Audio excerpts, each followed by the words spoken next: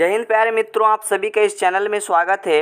इस वीडियो पे मैं आकाश गैस पेपर का जो है आप लोगों का मोस्ट इम्पोर्टेंट सिलेक्टेड क्वेश्चंस बताने वाला हूं, जो आप लोग के 29 जो है सितंबर के एग्ज़ाम में डायरेक्ट ये सब क्वेश्चंस पूछ लिया जाएगा, जो कि आप लोग के लिए बहुत ज़्यादा इंपॉर्टेंट है। ठीक है, जो विद्यार्थी इस वीडियो के साथ कंप्लीट बने रहेगा, मैं गारंटी देता हूँ 29 सितंबर मैथ के एग्ज़ाम में आप लोगों को कोई भी दिक्कत नहीं होगा। ठीक है, आप 30 में 30 आराम से ला लोगे, कोई दिक्कत नहीं है।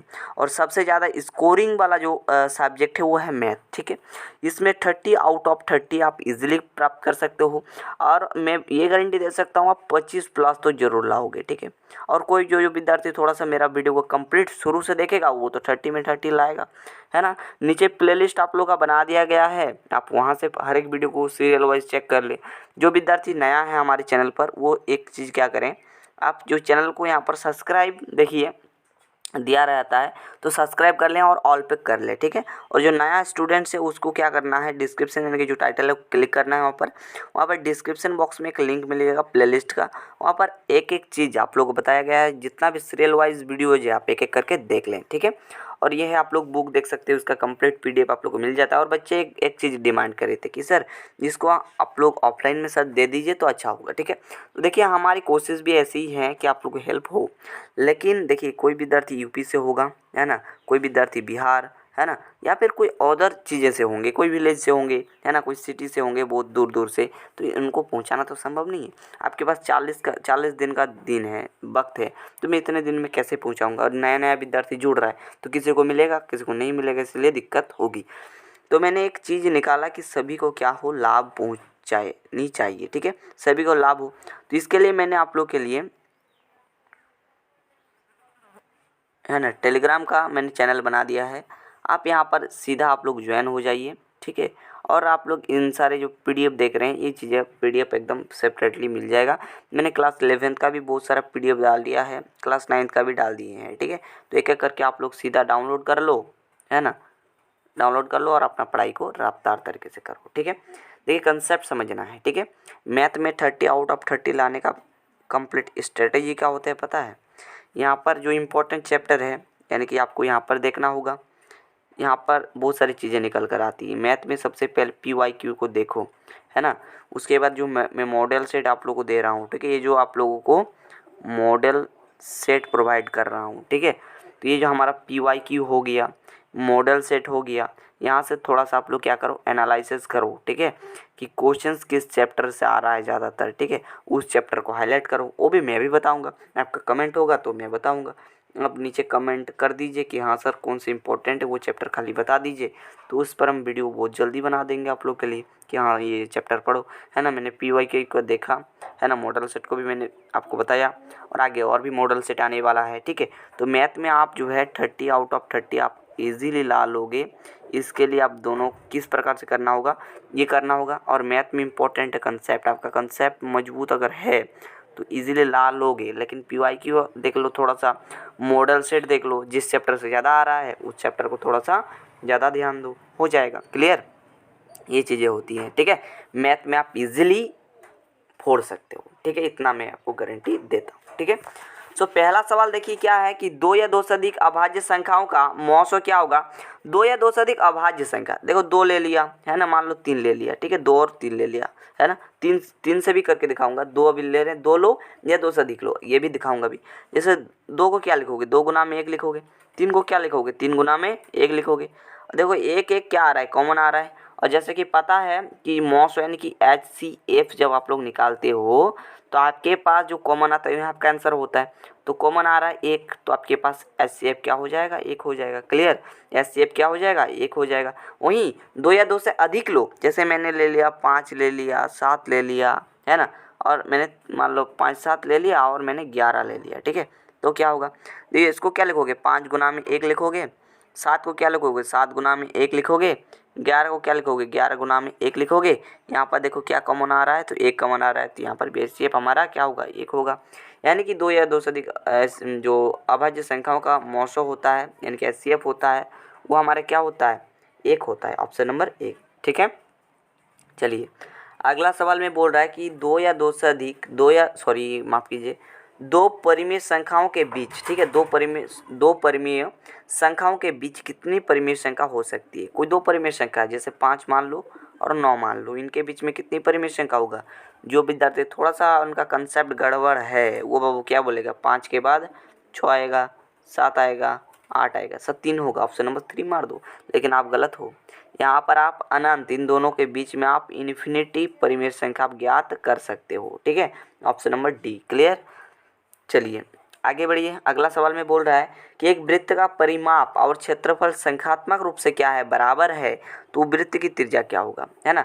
तो वृत्त का परिमाप क्या होता है, वृत्त का परिमाप होता है 2πr, ठीक है। और वृत्त का क्षेत्रफल क्या होता है, यहाँ पर क्षेत्रफल की बात करते हैं, क्षेत्रफल होता है πr²।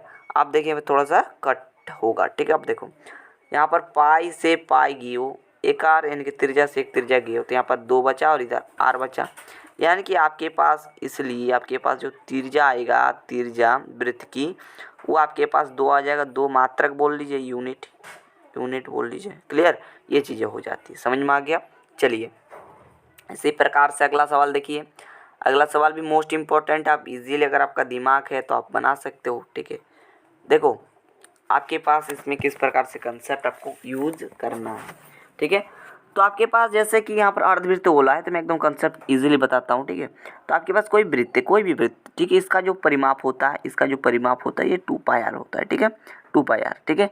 जैसे कि पता होगा यहाँ से लेकर के ये आपके पास केंद्र बिंदु है, यहाँ से यहाँ तक लेकर के क्या होगा, r होगा, है ना। यहाँ से ये जो वृत्त एक चक्कर पूरा लगा लोगे तो आपके पास कितना आ जाएगा, 2π, ठीक है, कितना आ जाएगा, 2π, है ना।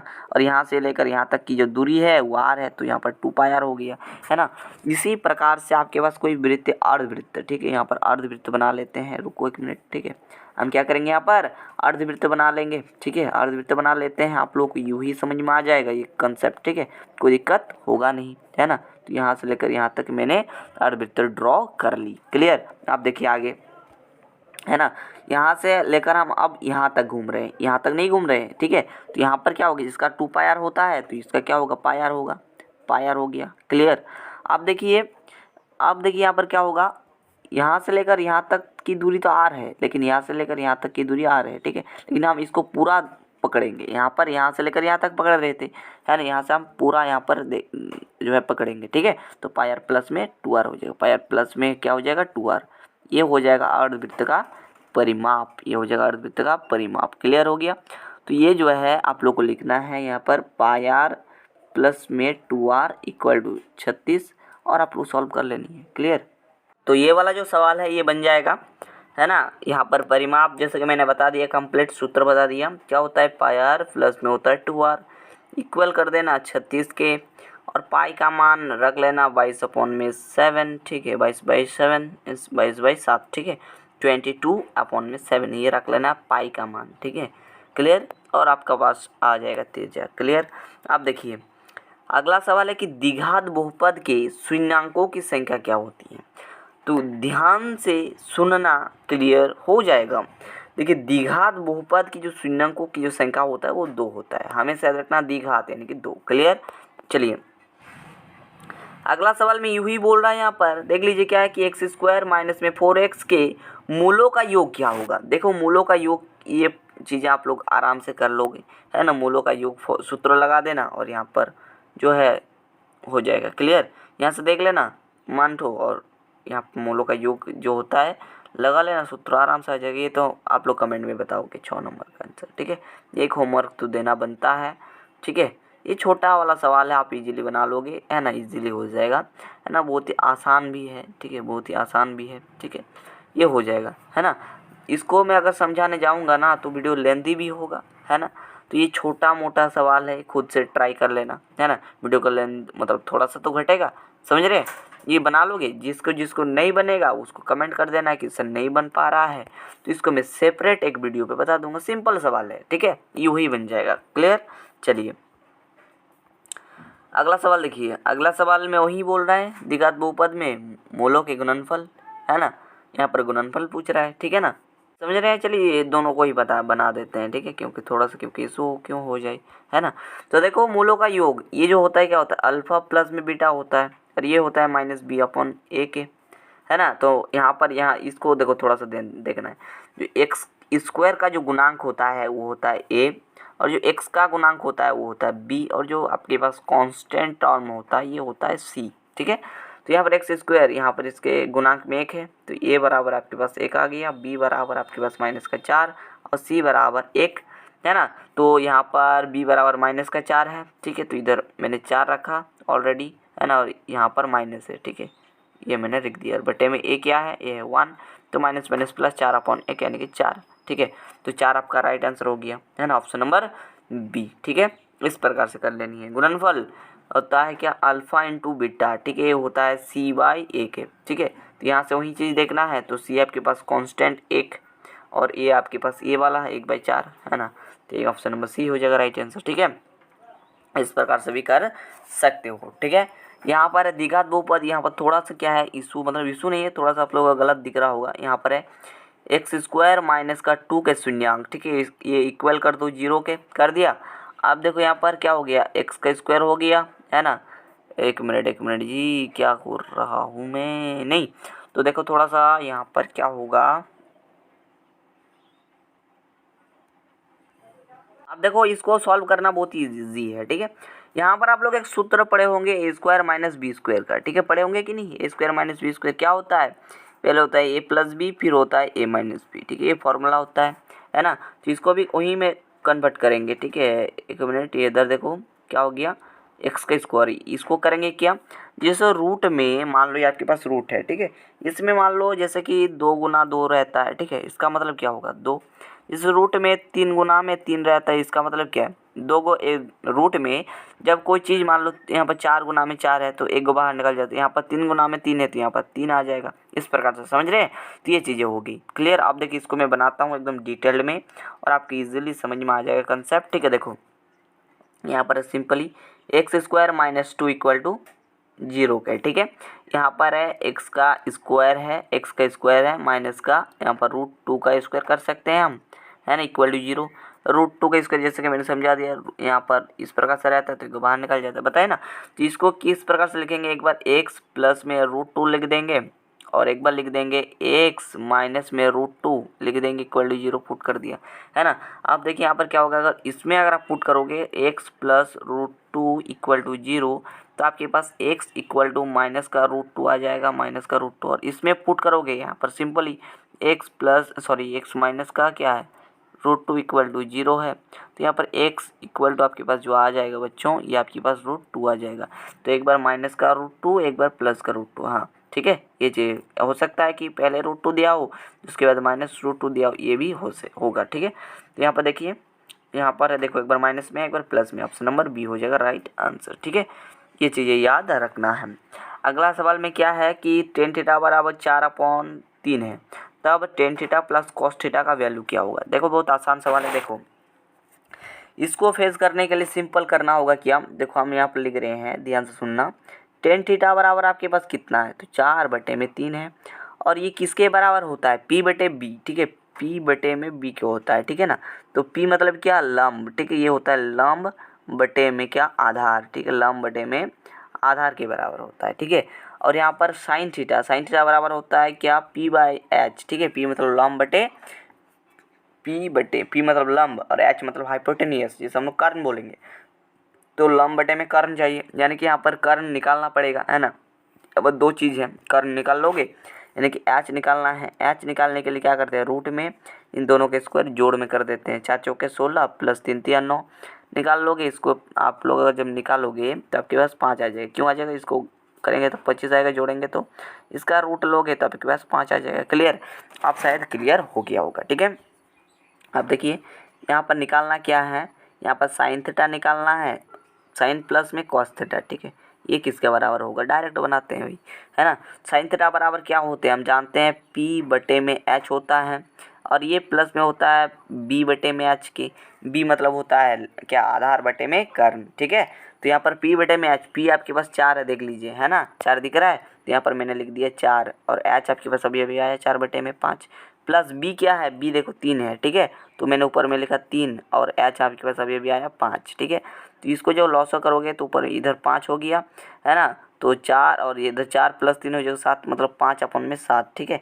तो ऑप्शन नंबर सी हो जाएगा राइट आंसर। दिख रहा है, सॉरी 5/7 नहीं 7/5। क्लियर, 7/5, ठीक है। राइट आंसर हमारे पास क्या हो गया, आपके पास राइट जो आंसर हो गया 7/5, ये आपके पास करेक्ट उत्तर हो गया ऑप्शन नंबर सी। समझ में आ गया।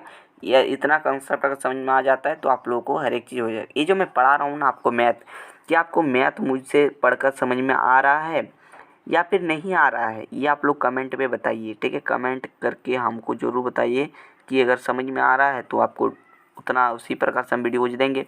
अगर बोलोगे कि सर मैथ समझ में नहीं आ रहा है तो हम और ज़्यादा समझाने की कोशिश करेंगे, ठीक है। तो ये चीज़ें कमेंट में बतानी है, ठीक है। अगला सवाल देखिए, यहाँ पर बोल रहा है कि कॉस यहाँ पर 48 degree minus sine 42 degree equal किसके बराबर होगा। देखो मैं आपको एक चीज़ बता दूं कि इस प्रकार का जो भी सवाल देखोगे, आँख को बंद कर लेनी है। क्या कर लेनी है, आँख को बंद कर लेनी है, सीधा एक एक का राइट आंसर होगा। लेकिन कैसे होगा, ये कैसे होगा ये भी मैं बताऊंगा अभी, ठीक है। लेकिन ऐसे अगर किसी को समझ में नहीं आता है तो सीधा वो एक कर सकते हो, है ना, एक आंसर कर सकते हो जब इस तरह करेगा, ठीक है।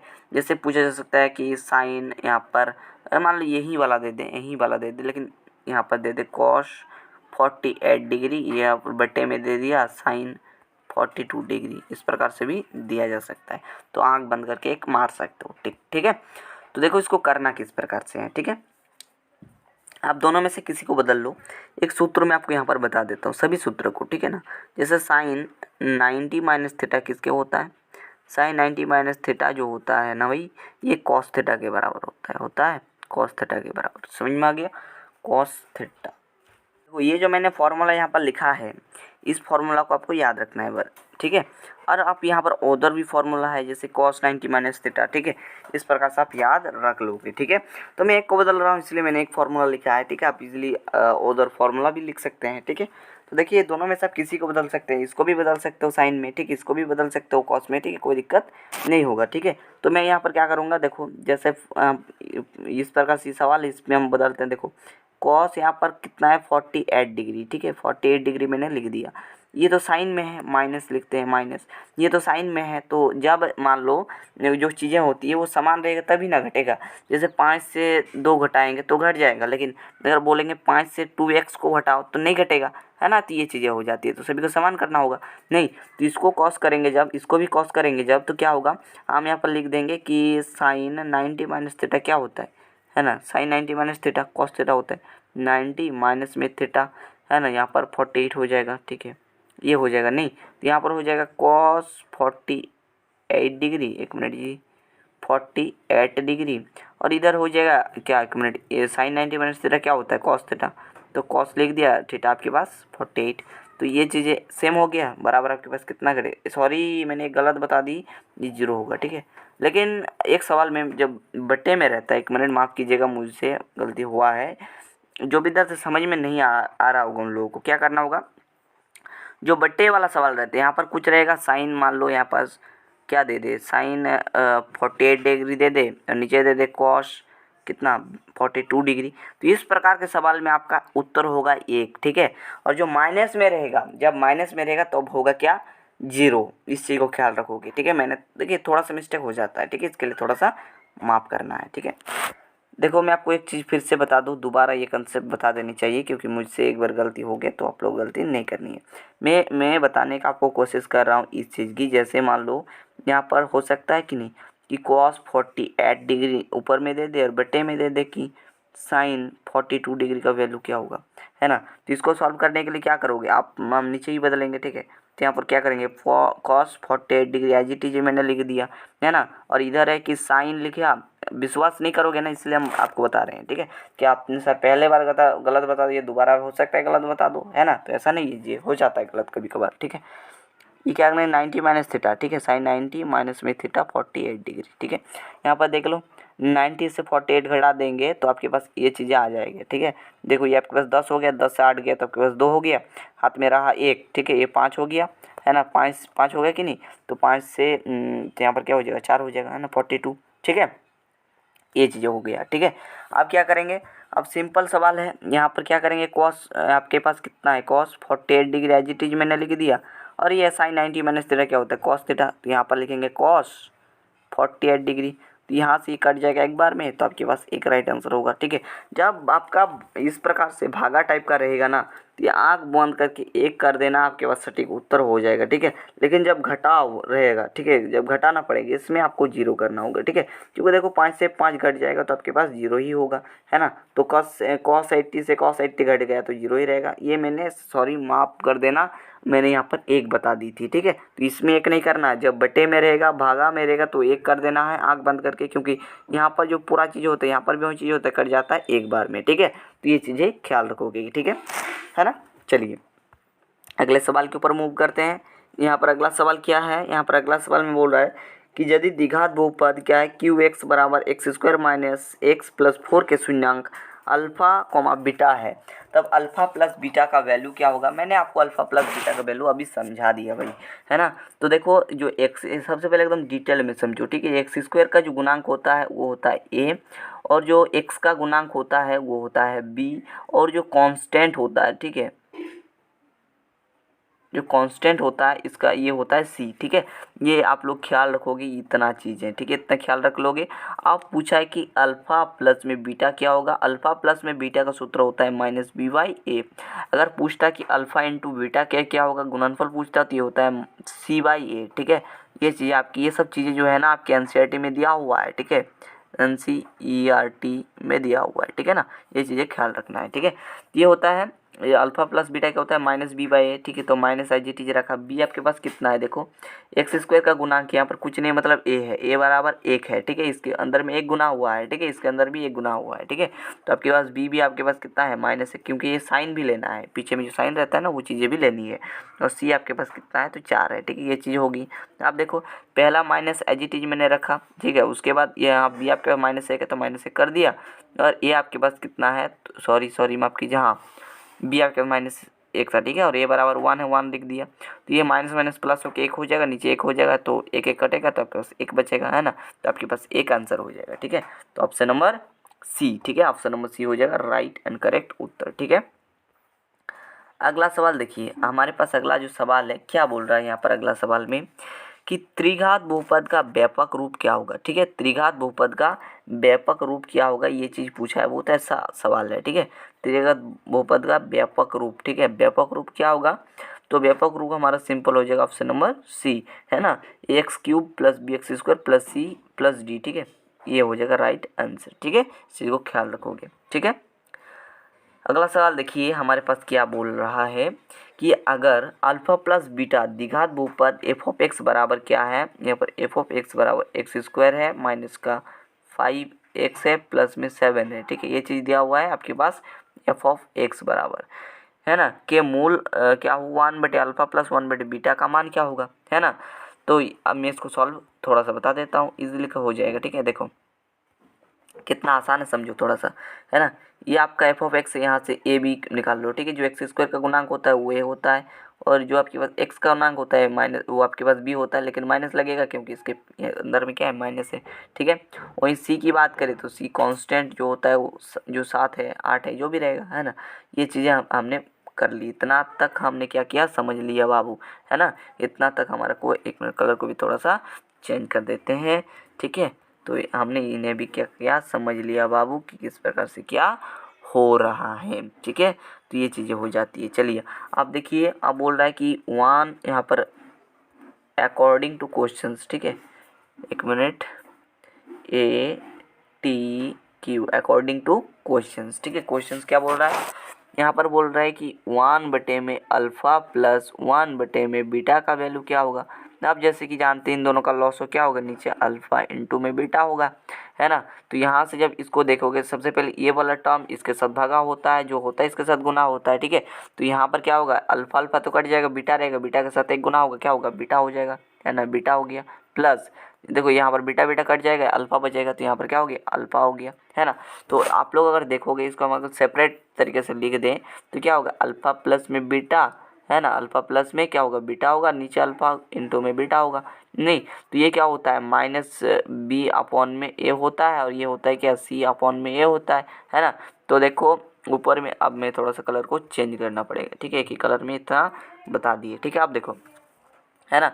तो यहाँ पर देखो b आपके पास क्या है, माइनस का 5, ठीक है। ये देखो मैं इसको थोड़ा सा सॉल्व कर देता हूँ इधर, ठीक है। देखो थोड़ा सा, है ना, माइनस IGT है, इधर है माइनस का 5 और नीचे है a आपके पास 1, ठीक है। माइनस माइनस कैंसिल हो जाएगा तो 5/1, यानी कि इधर क्या हो रहा है, 5 हो रहा है। तो मैं इसको लिख देता हूँ 5/1, ठीक है। इसको अगर देखोगे तो c आपके पास क्या है, 7 है, ठीक है। क्या है, 7, तो मैंने लिख दिया 7, है ना। और a क्या है, एक है तो 1 लिखा, ठीक है।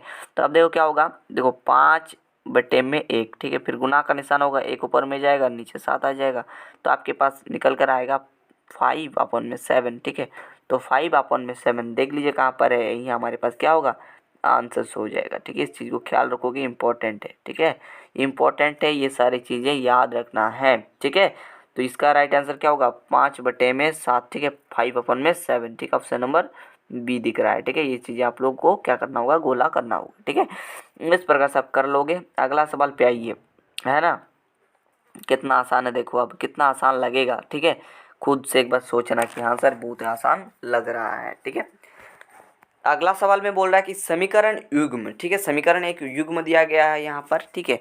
और क्या बोल रहा है आगे सवाल में, देखिए आगे सवाल को पढ़िए, यहाँ पर कंटिन्यू करते हैं। देखिए यहाँ पर बोल रहा है कि x + 2y प्लस में 5 = 0 है और -3x - 6y और यहाँ पर प्लस में 1 = 0 है।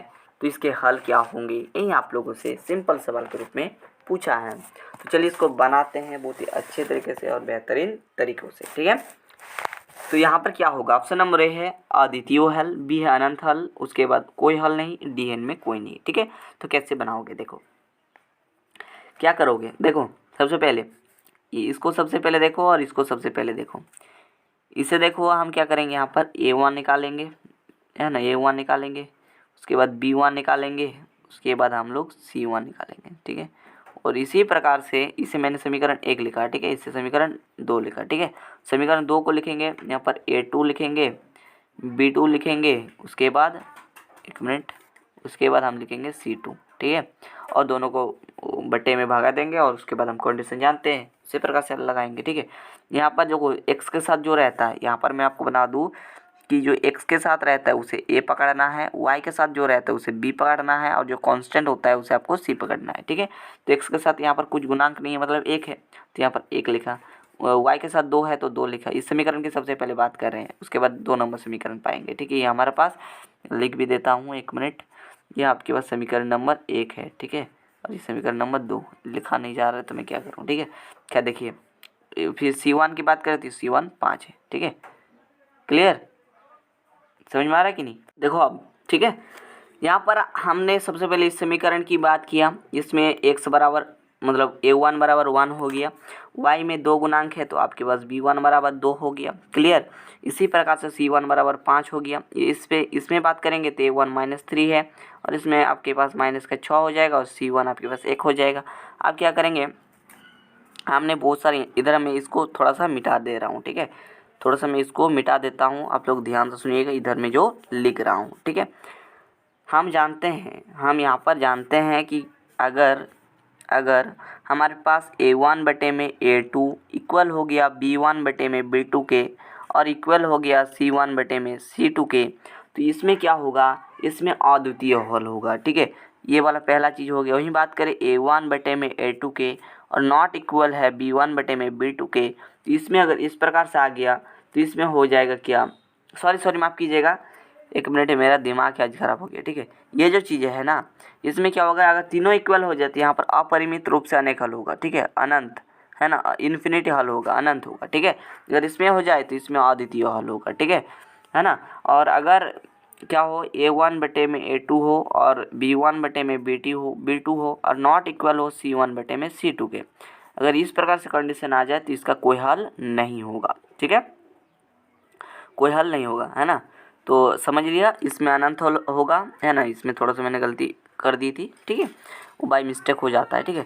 और इसमें क्या है, इसमें सिंपल ही इसमें आप लोग का अद्वितीय हल होगा, क्लियर। और मैंने और एक कंडीशन बताया, इधर भी लिख देता हूँ, a1/a2 इक्वल हो जाएगा b1/b2 के, है ना, लेकिन नॉट इक्वल होगा c1/c2 के। तो इस प्रकार का जब कंडीशन होगा तो क्या होगा, तो ध्यान से सुनना, तो इस प्रकार से कंडीशन में कोई हल नहीं होगा, नॉट हल, ठीक है, कोई हल नहीं होगा। ये चीज़ आप साइड में लिख सकते हो, ठीक है।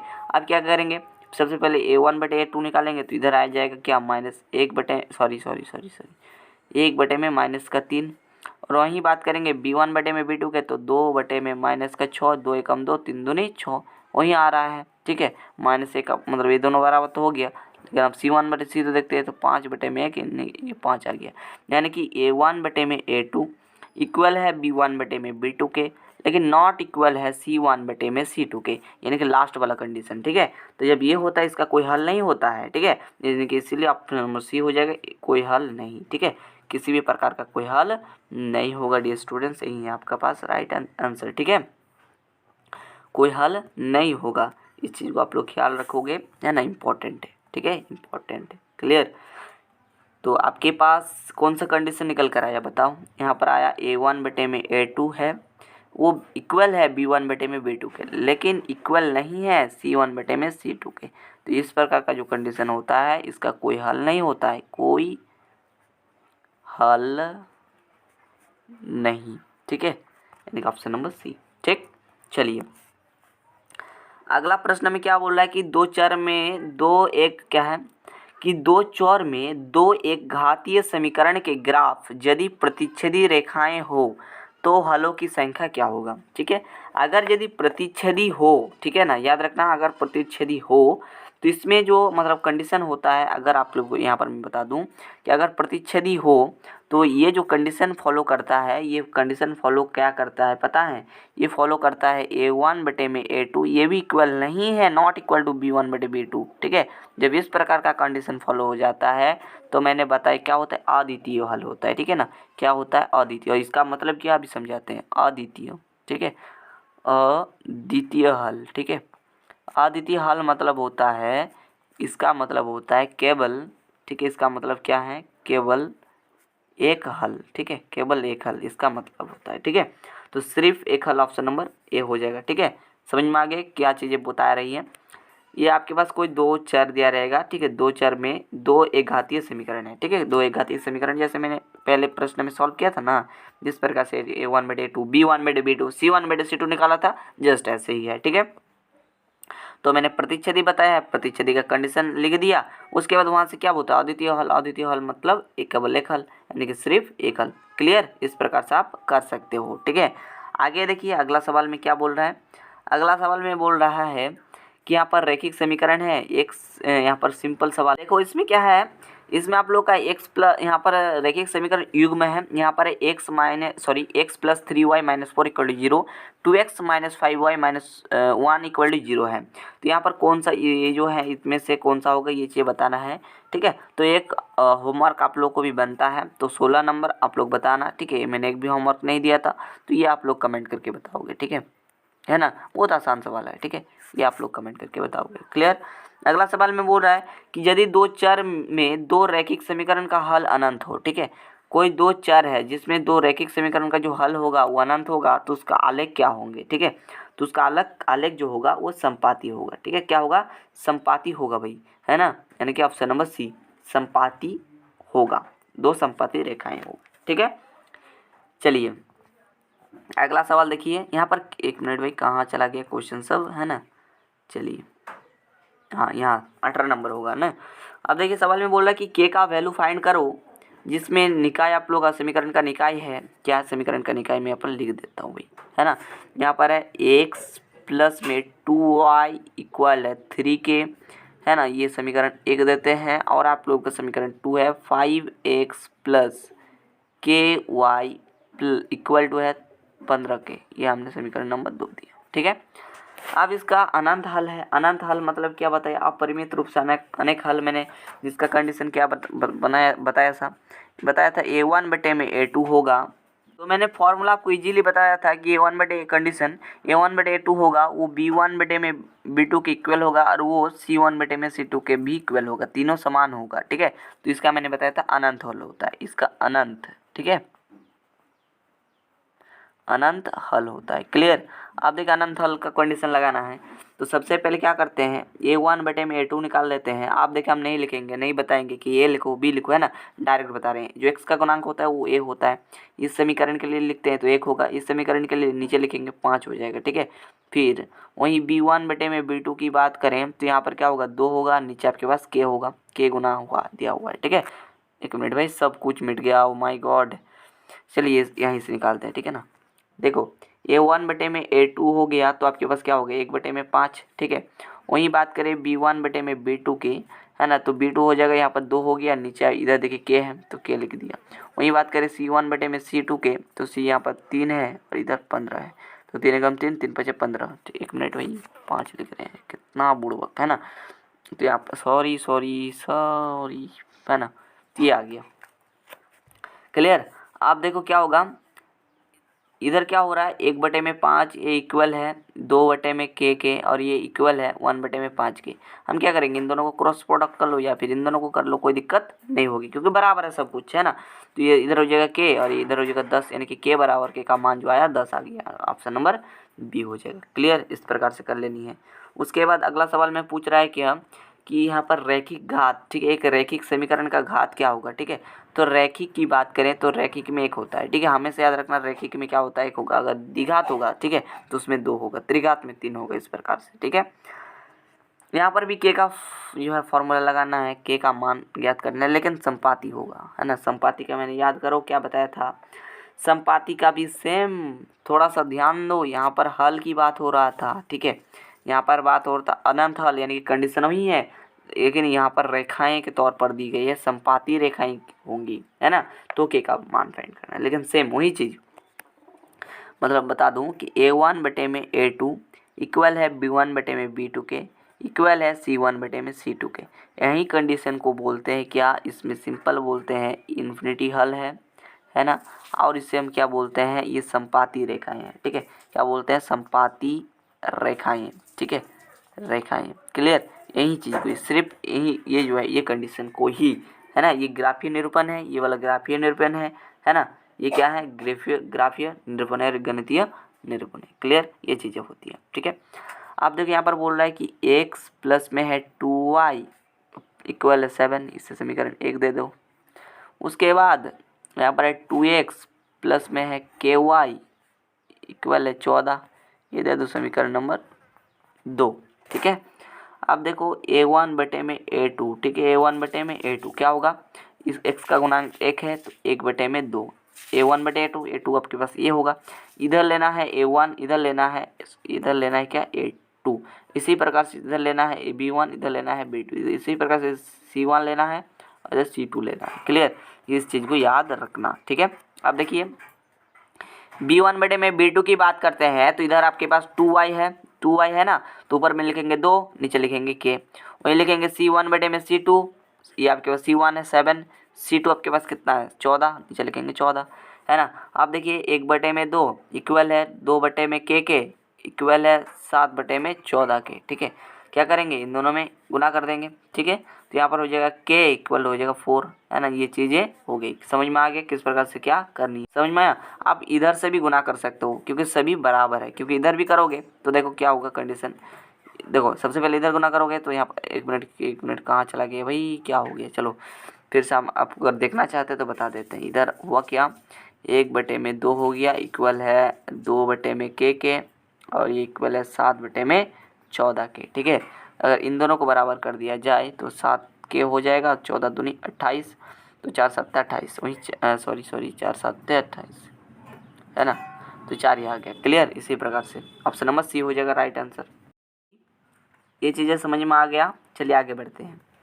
अगला सवाल 21 नंबर में क्या बोल रहा है, यहाँ पर है 64 पाई सेंटीमीटर स्क्वायर क्षेत्रफल वाले वृत्त का व्यास क्या होगा, ठीक है। तो यहाँ पर वृत्त का जो क्षेत्रफल होता है वो क्या होता है, पाई, 1 मिनट, क्या होता है पाई आर स्क्वायर होता है, ये इक्वल है 64 पाई के, ठीक है। तो 1 पाई से 1 पाई कैंसिल हो जाएगा, आर स्क्वायर बराबर 64 है, और यहीं से आर जब निकालोगे तो रूट में 64, यानी कि आर बराबर 8 आ जाएगा, ठीक है। और व्यास का फॉर्मूला आप लोग भाली भांति जानते हो, है ना, ये होता है 2r के, है ना, 2 गुना में 8, है ना, तो 8 दूनी 16, तो 16 सेंटीमीटर करेक्ट हो जाएगा। क्लियर, आगे बढ़िए। अगला सवाल है कि अर्धवृत्त का परिमाप यहाँ पर 72 सेंटीमीटर, उसकी त्रिज्या क्या होगा। कितना आसान सवाल पूछा है बोलो। तो ये जैसा कि मैंने पहला जो आप लोगों का क्वेश्चन इसी प्रकार से था, तो उसी प्रकार से आप बना लीजिएगा ये चीज़ें, ठीक है। कितने बार ये चीज़ें फॉर्मूला अप्लाई करना पड़ेगा बस, और कुछ है नहीं, ठीक है। अगला सवाल में बोल रहा है कि किसी वृत्त की परिधि इतना है तो उसकी त्रिज्या क्या होगा। देखिए परिधि, वृत्त की परिधि होता है 2, एक मिनट, क्या होता है 2 पाई आर होता है, ठीक है। और ये दिया हुआ है 462 के, ठीक है। अब देखो इसको बनाने का तरीका मैं आपको बता देता हूँ। 2/22 हो जाएगा पाई का मान, और यहाँ से आर एज इट इज इधर जैसा है वैसा कर दो, और इसको सॉल्व, सॉरी 62 है ये, है ना, इसको सॉल्व कर लो, आपके पास आंसर निकल कर आ जाएगा, इन्हीं में से कोई हो जाएगा, ठीक है। आगे बढ़िए। दो वृत्तों की क्षेत्रफल का अनुपात यहाँ पर इतना है, तो त्रिज्याओं का अनुपात क्या होगा, ठीक है। यहाँ पर दो वृत्त, चलिए दो वृत्त बना लेते हैं भाई, कोई दिक्कत नहीं होगा, ठीक है। दो वृत्त है, इसके क्षेत्रफल का अनुपात, ठीक है, क्षेत्रफल का अनुपात 4:1 दिया हुआ है, ठीक है, 4:1 दिया हुआ है, क्लियर है ना। तो इसका क्षेत्रफल क्या होता है, इसका सबसे पहले त्रिज्या, इसे R1 मान लेते हैं, इसे R2 मान लेते, एक मिनट, R2 मान लेते हैं। इस वृत्त को C1 मान लेते हैं, इसको C2 मान लेते हैं। तो इसका अगर एरिया देखोगे ए, तो ये होता है पाई आर स्क्वायर, ठीक है, पाई आर स्क्वायर 1, ठीक है। इसको देखोगे इसका होगा पाई आर स्क्वायर, इधर 2 हो जाएगा, ठीक है। अब दोनों का अनुपात निकाल लेनी है, तो इधर पाई से पाई कैंसिल होगा ऑलरेडी, ठीक है। ये बटे में ये, ठीक है, ये होल स्क्वायर है, ये इधर होल स्क्वायर है, तो हम क्या कर सकते हैं, इसका टोटल ही होल स्क्वायर कर सकते हैं, है ना। और ये इक्वल है 4/1 के, ठीक है। इसको किस प्रकार से करोगे, इसको हम क्या कर सकते हैं, 2 का स्क्वायर अब बटे में 1 का स्क्वायर कर सकते हैं, यानी कि हम यहाँ पर भी लिख सकते हैं, क्या लिखेंगे यहाँ पर 2/1 का टोटल होल स्क्वायर। तो यहाँ पर जो अनुपात आ जाएगा हमारे पास 2:1 आ जाएगा, ठीक है, 2:1, ऑप्शन नंबर बी, ठीक है। अगला सवाल 24 नंबर में बोल रहा है कि कोण थीटा वाले त्रिज्याखंड का क्षेत्रफल क्या होगा। तो यहाँ पर जो होता है थीटा बटे में 360 गुना में पाई, एक मिनट, गुना में पाई आर स्क्वायर, ये होता है त्रिज्याखंड का क्षेत्रफल, ऑप्शन नंबर डी। उसके बाद अगला में वही सवाल दे दिया, दो वृत्तों के क्षेत्रफल अनुपात ना, तो त्रिज्याओं का अनुपात 2:1 हो गया, यानी तो मैंने बता दिया। अगला सवाल 26 में पूछा गया वृत्त का क्षेत्रफल पाई आर स्क्वायर होता है। अगला सवाल में पूछ रहा है कौन विविधकार, यानी कि डी का सूत्र क्या है, तो डी का सूत्र होता है बी स्क्वायर माइनस का 4ac, ठीक है। क्या होता है बी स्क्वायर माइनस 4ac, इस चीज़ को ख्याल रखना है, ठीक है, इस चीज़ को याद रखना है, ठीक है। और आप लोग इसका आंसर नीचे कमेंट में बताओगे। यहाँ पर एक हम क्वेश्चन दे रहे हैं आप लोगों को, क्या दे रहे हैं, यहाँ पर दे रहे हैं 2x का स्क्वायर प्लस में है x, फिर माइनस में 4 इक्वल 0, ठीक है। इसका विविधकर का मान क्या होगा, इसका मान नीचे कमेंट में बताना है, डी का मान, ठीक है। चलिए अगला में बोल रहा है कि प्रथम पद और सार्वंतर, ठीक है। तो प्रथम पद जो पहला दिया रहता है, ठीक है, ये प्रथम पद हो गया, है ना। प्रथम पद आप लोग के पास कितना हो गया, प्रथम पद यानी कि ए बराबर आपके पास 2 हो गया, सॉरी 3 माफ़ कीजिए, पहला चीज़ क्या है 3 ही ना है, ये वाला, है ना। वही डी ज्ञात करना है, डी मतलब सार्वंतर क्या होता है a2 - a1 फार्मूला लगा दो, क्या होता है 6 - 3 = 3, मतलब 3,3, ऑप्शन नंबर बी, ठीक है। किसी घटना का प्रायिकता नहीं है, कौन प्रायिकता नहीं है, लेकिन देखो 0 होगा या फिर 1 के बीच में होगा, लेकिन 0 असंभव घटना का प्रायिकता है, ठीक है। 0 क्या है, असंभव घटना का प्रायिकता, और प्रायिकता 1 के बीच में ही होता है, ठीक है। इससे ज़्यादा भी नहीं होगा और माइनस में भी नहीं, होता ही नहीं है, ठीक है। तो यहाँ पर कौन सा नहीं है, कौन सी घटना प्रायिकता नहीं है, यहाँ पर ये वाला नहीं होगा, -7, ठीक है, -7 तो होगा नहीं, 1 के बीच में होगा, लेकिन माइनस में कभी नहीं होगा, ठीक है। उसके बाद एक असंभव घटना, जैसे मैंने बताया असंभव घटना 0 होता है, ठीक है। तो ऑप्शन नंबर डी, ठीक है। तो मैंने दोस्तों मॉडल सेट 1 का कंप्लीट सॉल्यूशन आज आप लोगों को बता दिया, ठीक है, जो आप लोगों का मॉडल सेट नंबर 1 था, ठीक है। मॉडल सेट 1 का कंप्लीट जो सॉल्यूशन था मैंने आप लोगों को प्रोवाइड कर दिया, ठीक है। आगे बहुत जल्दी मिलेंगे आप लोगों के साथ सेट 2 के साथ। अगर आपका डिमांड आता है कि सर मैथ आप अच्छा पढ़ा रहे हो, आप इसी प्रकार से पढ़ाइए, है ना। आपकी एक मैसेज हम सुनना चाहते हैं, क्या करना है मैसेज में, कि ये जो मैं मैथ पढ़ा रहा हूँ क्या आपको समझ में आ रहा है ना, क्लियर समझ में, क्लियर ढंग से समझ में आ रहा है, ये कमेंट करके बताना है। हाँ सर समझ में आ रहा है, आप अच्छा पढ़ा रहे हो, हम लोग आपसे पढ़ना चाहते हैं, आप डिटेल में ऐसे ही पढ़ाते रहिए, ठीक है। तो अगर आप लोग का इतना मैसेज आता है तो मैं सेट 2 जल्दी से आपको दे दूंगा, साथ ही साथ सेट 1 के जो PDF हैं, सेट 1 के PDF भी टेलीग्राम में भेज दूंगा बाबू सभी स्टूडेंट को, ठीक है। तो यहाँ से ये लाभ मिल जाएगा। तो सिर्फ आप लोगों का कमेंट, ये मैसेज ही मैं देखना चाहता हूँ और कुछ नहीं। हर एक चीज़ आपको फ्री में मिल रहा था और हमेशा मिलेंगे भी, ठीक है। सेट 1 भी आपको टेलीग्राम पे मिल जाएगा, है ना। तो सिर्फ आपको कमेंट करके बताना है कि हाँ सर मैथ आप अच्छा पढ़ा रहे हो, समझ में आ रहा है। अगर आपको समझ में आ रहा है तो, ये नहीं कि आपको बताना ही है कि हाँ सर समझ में आ रहा है, ठीक है। आपका थॉट नीचे कमेंट पे बताना है, ठीक है, ताकि मैं जान सकूँ कि हाँ आप लोग सही है, ठीक है। आपका जो रिक्वायरमेंट है ये मुझे पता चले। हाँ, और भी मुझे डीपली बताना चाहिए तो मैं और डीपली बताऊंगा, है ना, यहाँ से मुझे पता चल जाएगा, ठीक है। तो दोस्तों आप लोगों से मिलते हैं दोस्तों सेट 2 के साथ। तब तक आप लोग अपने पढ़ाई को कंटिन्यू करते रहिए। कोई दिक्कत आए कमेंट करके बता दीजिएगा। चलिए मिलते हैं नेक्स्ट वीडियो में। थैंक यू, जय हिंद।